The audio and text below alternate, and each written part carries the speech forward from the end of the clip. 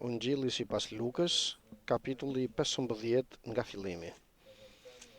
Ungjilli sipas Lukës, kapitulli 15 nga fillimi.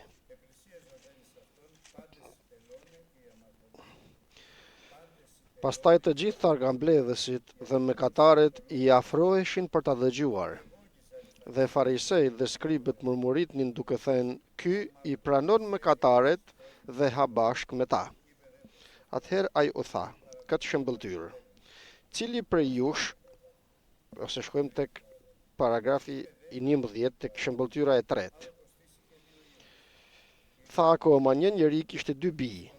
Më i riu i tyre i tha babait, atë më jep pjesën e pasurisë që më takon. Dhe i ati u andau mes tyre pasurinë. Mbas pak ditësh, biri më i ri mblodhi çdo gjë, shkoi në një vend të largët dhe atje e prishi gjithë pasurinë duke bërë një jetë të shturur. Por si i shpenzoi të gjitha, në atë vend ra një zi e madhe buke dhe ai filloi të jetë në hall. Atëherë shkoi ju ngjit pas një banori të atij vendi, i cili e çoi në arat e tij që të ruaj derrat. Dhe ai dëshironte të mbushte barkun me lendet që hanin derrat, por askush nuk ja jepte. Atëherë erdhi në vete dhe tha, sa punëtorëvet më ditës të atit tim u tepron buka kurse unë po vdes nga uria. Do të qohem dhe do të shkoj tek im atë. Do t'i them atë, mëkatova kundër qiellit dhe para tejet. Nuk jam më i denjtë të quhem yt birë. Trajtom si një nga mëditësit e tu. U qua pra dhe shkoj tek i ati, por kur ishte ende larg, i ati e pa me dëmshuri. U lëshua vrap, ra mbi qafen e tij dhe e puthi. Dhe i biri tha, o atë, mëkatova kundër qiellit dhe para tejet dhe nuk jam më i denjtë të quhem biri yt. Por i ati u tha shërptorëve të vet, sillni këtu rrobën më të bukur dhe visheni, i vini një unaz në gisht dhe sandale në këmbë. Nxirrni jashtë viçin e majmur dhe therreni, të ham dhe të gëzohemi. Sepse biri im që kishte vdekur dhe u kthye në jetë, kishte humbur dhe u gjet përsëri. Dhe filluan të bënin një festë të madhe. Djali i tij i madh ishte në ara dhe kur u kthye dhe ju afrua shtëpisë, dëgjoi këngë e valle. Atëherë thirrri një shërptor dhe e pyeti ç'ishte e gjitha kjo, dhe ai i tha, u kthye yt vëlla dhe yt atë theri viçin e majmur, sepse ju kthye djali shëndosh e mirë. Kur i dëgjoi këto, ai u zemërua dhe nuk deshi të hynte. Atëherë i ati doli dhe ju lut të hynte. Por ai u përgjigj të atit dhe tha, ja u bën kaq vite që unë të shërbej dhe kur s'kam shkelur asnjë nga urdhrat e tu. E megjithatë, kur s'më dhe një kec për të bërë një fest me miqtë e mi. Por kur u kthye ky djali yt, që prishi pasurinë tënde me prostituta, ti i there viçin e majmur. Atëherë i ati tha, o bir, ti je gjithmonë me mua dhe çdo gjë që kam është jotja. Por duhet të festojmë dhe të gëzohemi, sepse vëllai yt kishte vdekur dhe u kthye në jetë, kishte humbur dhe u gjet përsëri. Amen, fjalës të Zotit. Një baba me 2 fëmijë. 2 fëmijë, 2 djem, që i don shumë, por ka Perëndia, sipas kësaj shëmbëltyret, një plan në zhvillim. Plan në zhvillim edhe për djalin më të madhin dhe për më të riun. Dhe pika kritike është se kush do të përmbush fjalën e Perëndisë.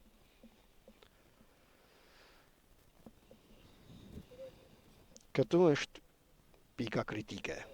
Dhe çfarë bën Perëndia? Dërgon djalin dhe vën në zemrën e djalit më të ri që të kërkoj pjesën e pasurisë që i takonte.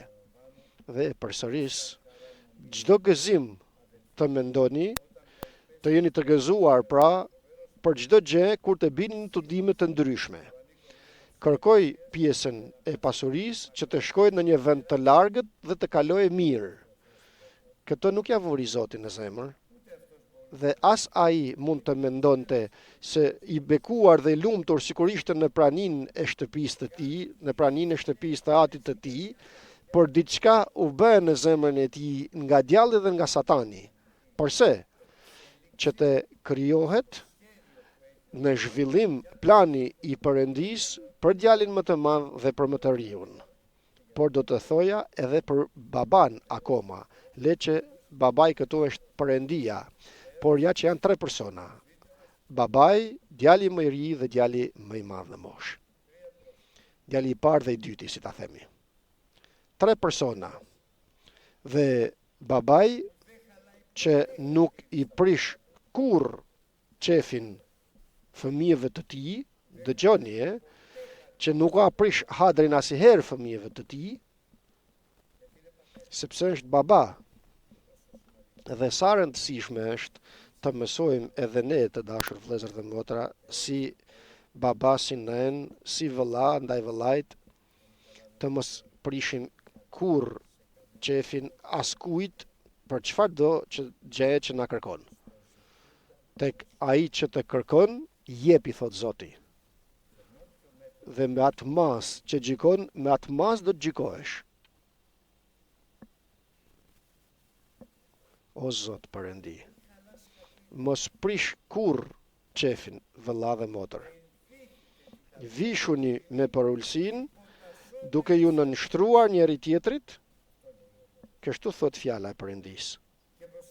Dhe keni kujdes, çdo shqetësim tuaj hidheni tek ai me diturinë dhe besimin se ai interesohet për ju.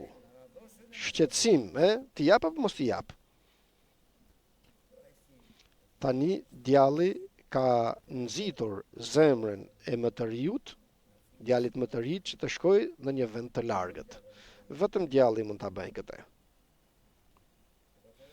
Dhe babai i tij e din këtë gjë, e njeh këtë gjendje, por nuk e gërsohet, nuk zemërohet. Por çdo shqetësim të tij e hedh tek Perëndia sepse e din se Perëndia interesohet për të gjitha. Kështu shpreson pra, beson. Dhe më i riu mori pjesën e pasurisë që e kërkoi ta merrte nga i ati, e la shtëpinë e atit të tij, duke u drejtuar nga Satani, i cili i premtoi një jetë të mirë, që të kalojë mirë. Këto premton djalli. Një jetë të mirë, bukur do të kalosh. S'ke kaluar asnjëherë kaq bukur në jetë. Jo atje në tokat e shtëpisë, në tokat e babait tënd të punosh. Këto janë premtimet që jep djalli tek bijtë e Perëndis. Por bijtë e Perëndis duhet që të jenë të vdekur për sa i përket botës, të vdekur për sa i përket mëkatit, të vdekur për sa u përket dëshirave të tyre dhe pëlqimi, dua dhe mendoj, të vdekur pra plotësisht. Përse? Sepse janë të gjallë në Krishtin Jezus.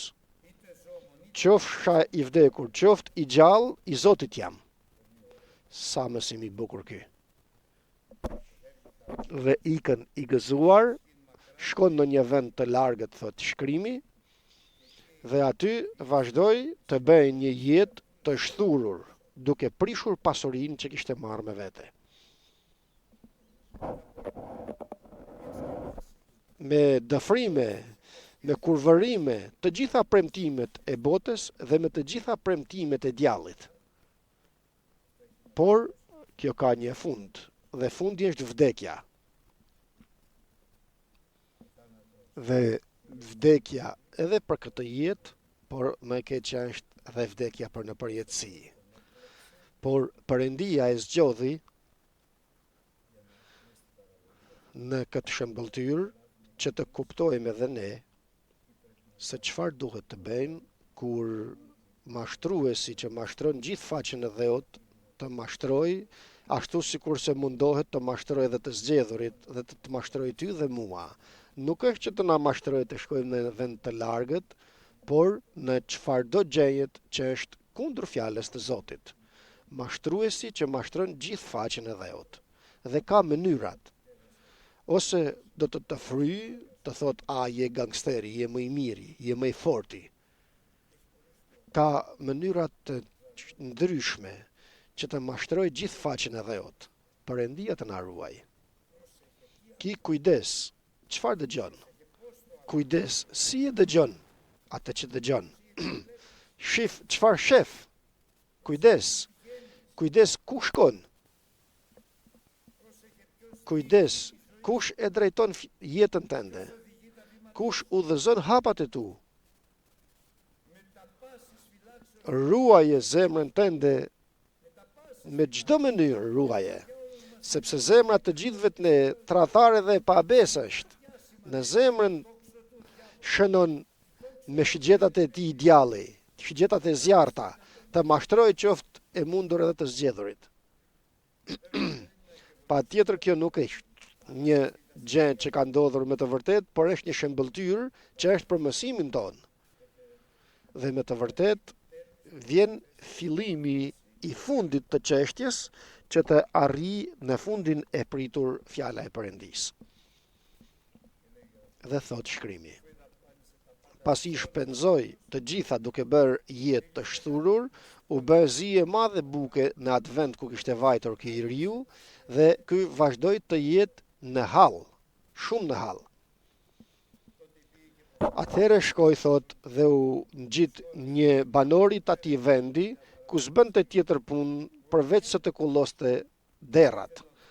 Dhe thot, dua të punoj, thot, futu, ruaj derrat. Dhe kështu bëri. Dhe dëshironte që të ushqehej, donte të ushqehej. Por nuk e lejonin as nga lëndët që harin derrat, nuk e lejonin të merrte që të ushqehej. Pra, erdhi në pikë të fundit, si Davidi. Çfarë bëra tani? Jam ngusht nga të gjitha anët, tha Davidi. Kështu tha Davidi, kështu ekziston edhe për këtë njeri, për djalin më të riun. Jam ngushtuar nga të gjitha anët. Çfarë të bëj? Çfarë të zgjedhi tani? Dhe janë dy zgjedhje për të mbas edhe më tepër. Njëra është të qëndroj aty derisa të vdes, ose tjetra është të përulet, të pendohet, të kthehet dhe të kërkoj nga baba i tij që ta bënte si një nga shërptorët e tij. Ju ta prenonte më si bir të tij, sepse nuk ishte i denjtë, por ta bënte si një mëditës, shërptor të tij. Të paktën të ketë të ushqehet, që të mos vdes. E përsëris. Jam ngusht nga të gjitha anët, po vdes. As lëndët e derëve nuk më lën të ha. Kush? I biri i atij të parit të vendit, që kishte shumë shërptor në shtëpinë e vet. Kjo është shtjellimi i çështjes të këtij njeriu që djalli e kishte vënë në sy dhe që Perëndia e lejon djallin që ta godas. Perëndia e lejon. Dhe kjo lejohet që të përmbushet plani i Perëndisë që është në zhvillim e sipër. Ka Krishti, vëllezër dhe motra, në zhvillim e sipër veprën e tij për gjithë secilin nga ne. Por ki kujdes. Rri zgjuar, lutu. Kujdes. Ka zhvillim. Sigurisht kelen në djalli, në duart e djallit. Kelen Zoti. Atë që i beson, një që nuk i beson Zoti, nuk e dorëzon në duart e djallit.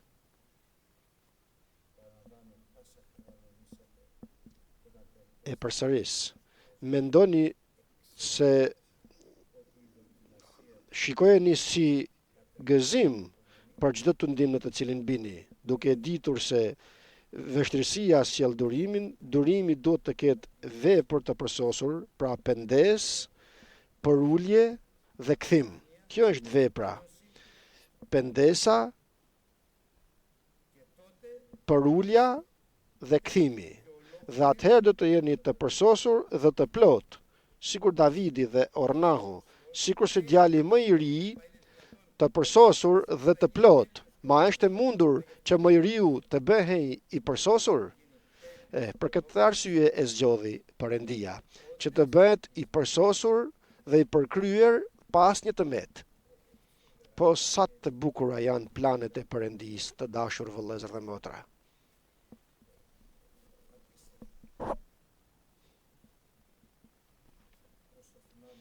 Aq sa më kujtohet, më tha Zoti, 50 milion do ta blevsh. Ma Zot 65 kërkon. Nuk ishte e thjesht vëllezër dhe motra. 50.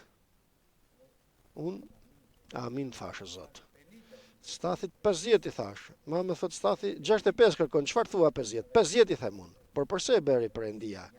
Që të kalojnë 9 muaj, paka shumë të mblidhen lekt dhe të shkojmë ta blejmë 50 milion. Gjë e madhe vëllezër dhe motra. Mësim i madh dhe mesazh për mua dhe për të gjithë ne.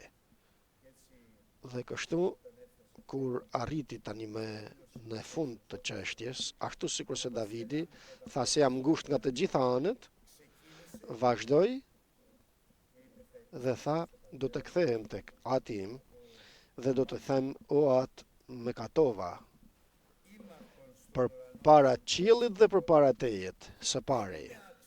E dyta, nuk jam i denjtë të quhem biri yt, s'jam i denjtë. E dyta, dhe më bëj si një nga mëditësit e tu. E treta, pra vendim të sakt në mendjen e tij, të kthimit, të përuljet që vjen nga pendesa. Pra pendohem, përulem dhe kthehem. Këtë don Perëndia. Pendes, përulje dhe kthim. Dhe ashtu sikur se shkoj në shtëpinë e vet e pa të Atin që po priste. Ma e priste i Ati? Pa tjetër. Përse nuk i prishi qefin? Sepse dinte se do të kthehej. Dhe përse shpeshherë nuk na prish hadrin Perëndia për diçka që e duam dhe nuk është e mirë? Sepse na ka paranjohur se do të kthehemi. E them përsëri. Ka paranjohur përpara krijimit të botës gjithë secilin prej nesh nëpërmjet Jezu Krishtit çfarë do të bësh në çdo moment të përcaktuar. I paranjohur. I përcaktuar të bëheshin ngjashëm me figurën e tij. Dhe të gjithë sa i ka paranjohur, të gjithë edhe i thirri, të gjithë sa i thirri edhe i shfaqsoi, të gjithë sa i shfaqsoi, këto edhe i lavdëroi. Dhe do ta lavdëroi më të riun, sikur se lavdëroi Davidin dhe Ornaun, ashtu sikur se i përdori për të ndërtuar tempulli i Salomonit në atë vend ku askërkush nuk e dinte, por të cilin e kishte premtuar Perëndia tek Abrahami me betim. O Zoti im, kush din vëllezër dhe motra të dashur, se çfarë plani ka të përgatitur Perëndia për gjithë secilin prej nesh? Çfarë planit ka?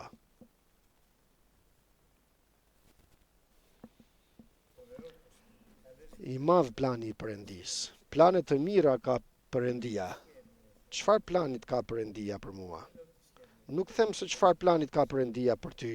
Ty do të ta shfaq për ty për veten tënde. O Zot, ndihmom të eci plotësisht në planin tënd, me pendim, përulje dhe kthim, të mos shmangem majtas apo djathas. Dhe sa do e paarsyeshme të duket, nuk me prish punë logjika njerëzores, më intereson as fjalët e njerëzve. Ajo që më intereson është se çfarë thot Krishti. Amen, vëllezër dhe motra. çfarë thot Jezu Krishti, biri i Perëndisë të gjallë. Ky është pika kritike. Dhe sapo pa ati ti vrapoj e përqafoj, e shtrëngoj dhe vazhdon tani të shpreh pendesën dhe përuljen e tij dhe kthimin e tij drejt atit të tij. O atim, më katova përpara qiellit dhe përpara tejet. Nuk jam më i denjtë të quhem biri yt. Dhe përpara se të thot më bëj si një nga mëditësit e tu, ati t'i thirri shërptorët që kishte dhe ju tha, silleni këtu veshën e parë dhe visheni, jepni dhe veni në dorë unazën dhe mbathni sandalet për ungjëllizimin. Por edhe sillni edhe viçin e majmur, therreni më të mirin për atë që pendohet, përulet dhe kthehet. Don të shijosh viçin e majmur përpara Zotit? Mundesh, patjetër që mundesh. Pendes, përulje dhe kthim. Dhe atëherë do të shijosh viçin e majmur. Edhe veshën e parë, edhe unazën, edhe sandalet.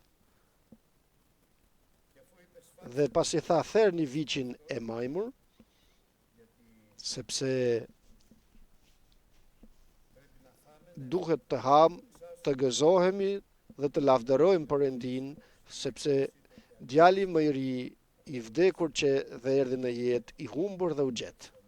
Dhe vazhduan të gjithë të lavdërojnë dhe të gëzohen në praninë e Perëndisë me një dëfrim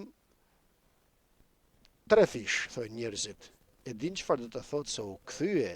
Për këtë arsye gëzimi i madh bëhet në qiell për një mëkatar që kthehet. Një dëfrim i madh bëhet në qiell për një mëkatar që kthehet. Për këtë arsye mos të vije keq nëse dikush ka ikur nga familja jote, ku e din se çfarë ka Perëndia plan të bëjë me te. Gjëra të mëdhaja. Por tani futemi në pikën kritike. Kthehet djali i madh, i cili ishte i përkryer, kthehet nga arat. Në syt e njerëzve të ishte i përkryer, por jo në zemër të vet. I përsosur në syt e atit të tij. I thot, kaq vite të kam shërbyer dhe asnjëherë s'të kam kundërshtuar fjalën tënde. Ky është i krishteri tipik, që don me fjalë dhe me gjuhë dhe jo me vepër dhe me të vërtetë. Nuk dua të jemi tillë. O Zot, nuk dua të jemi krishter tipik. Dua të jem i krishter me gjithë zemër, me gjithë shpirt, me gjithë forcë dhe me gjithë mendje në adhurimin tënd. Për këtë arsye, përuluni në krahun e shtrirë të Zotit dhe Zoti do t'ju lartësoj. O Zot, Perëndi, na ndihmo të lutem.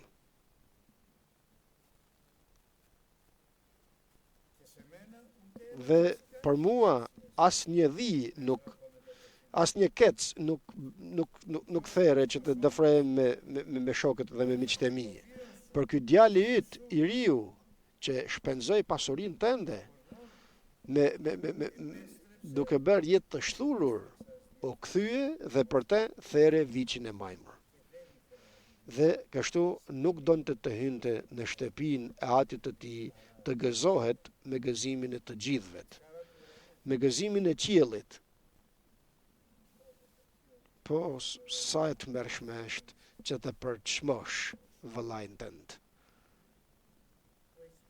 Vëllain tënd që ka dëshirë të kthehet, do t'ja arrije, do t'a sjellë Perëndia përsëri. Askënd mos përçmo, po por nuk vjen në kish. Mos e përçmo, do të shofish se çfarë do të bëj Perëndia. Ma nuk e pesë si u ka ta ndis me kurvërime, me të shpenzoj pasurinë, ma do të shofish se çfarë do të bëj Perëndia. Çdo shpresë nga ai nuk do ta përçmoj. por duaj atë. Ta duash, ma e din se si u ka ta ndis, ma e din se sa do ta bekoj Perëndia. Amen. E din se si u ka ta ndis, e din se sa shumë do ta bekoj Perëndia.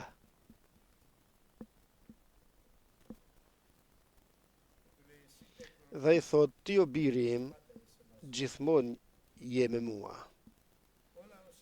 Të gjitha sa kam, të tuat janë. Përse?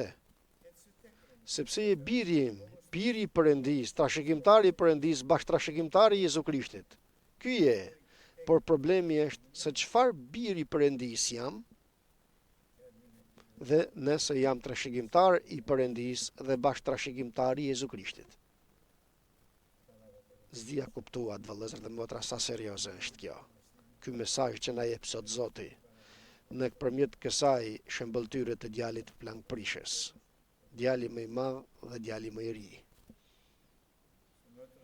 Tek më i riu nuk ja prishi qefin, por edhe më i riu nuk do t'ja prishe qefin kur atit të tij. Djalit të madh s'ja prishi kur qefin i ati, por djali i madh kishte një karakteristikë të tmerrshme që duam të na ndihmoj Perëndia që ta mohojmë nga vetja jonë, shfaqësimi. E din çfarë do të thotë të shfaqësohesh? Unë jam i pasur, u pasurova dhe s'kam nevojë për askënd. Unë jam i vetmi trashëgimtar në shtëpinë e atit tim. E përsëris. Kështu mendoj, kështu tha Zoti, e kuptove se cili ishte gabimi i tij.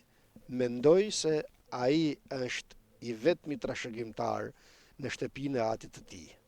Jo vëlla dhe motër, nuk jemi ne, vetëm ne, trashëgimtarët. Të pa forcë, të pa vlerë jemi, edhe nëse bëjmë gjithë vullnetin e Perëndis. Ajo që duhet të themi, jemi shërbëtor të pa vlerë, sepse i detyroheshim, ja kishim borxh që të bënim vullnetin e Perëndis. Amen, vëllezër dhe motra. Mos thuaj unë, mos e shif veten tënde dhe të thuash pa më shif pak, po s'ka më të mirë nga mua. Shporru prej meje, Satan, i pa vlerë dhe i pa forcë jam. Mos e dëgjë djallin çfarë të thotë.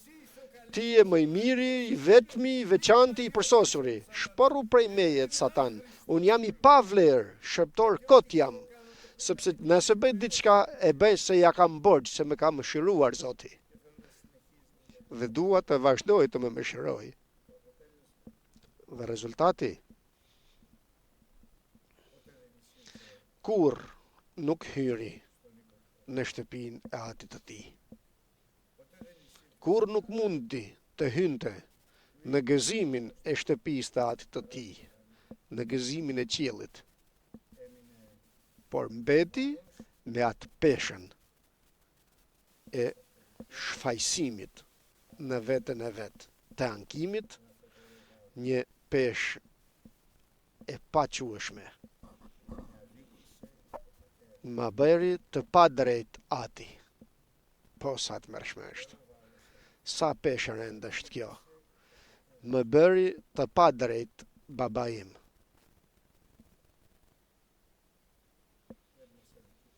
Nuk na ka bërë kur të pa drejt Perëndia. Të mos ja bëjmë ne të pa drejt vetës tonë. Kjo ishte ajo që nuk mundi ta kalonte. Babai im ishte i pa drejt ndaj mejet. Se kisha menduar kur këtë, sot ma shfaqi Perëndia. Kjo është që duhej të kuptoj dhe të ndreq. Kjo është. Kjo është që duhet të kuptoj dhe të ndreqi. Përse e lejon këtë Perëndia? E lejon sepse të don. Përse i dha pjesën që i takonte të pasurisë? Sepse e don. Nuk ka padrejtësi, asnjë padrejtësi në Perëndin. Padrejtësia është brenda nesh. Është nga vetja jonë. Kur mos thuaj se ma bëri të pa drejt, vëlla im, Perëndia e lejon. Kur mos thuaj nuk kam faj unë, për ka faj tjetri. Kur mos e thuaj, ti ke faj. Ti je fajtori. Po, por, s'ka po, por. Një është ai që është fajtori, gjithmonë, unë. Ma bëri të pa drejt Perëndia, ma bëri të pa drejt kisha, ma bëri të pa drejt vëlla im, ma bëri të pa drejt gruaja ime, ma bëri të pa drejt fëmijët e mi. Shporru prej meje, Satan. Perëndia është që më shfaqson, të gjithëve të na shfaqson. Amen.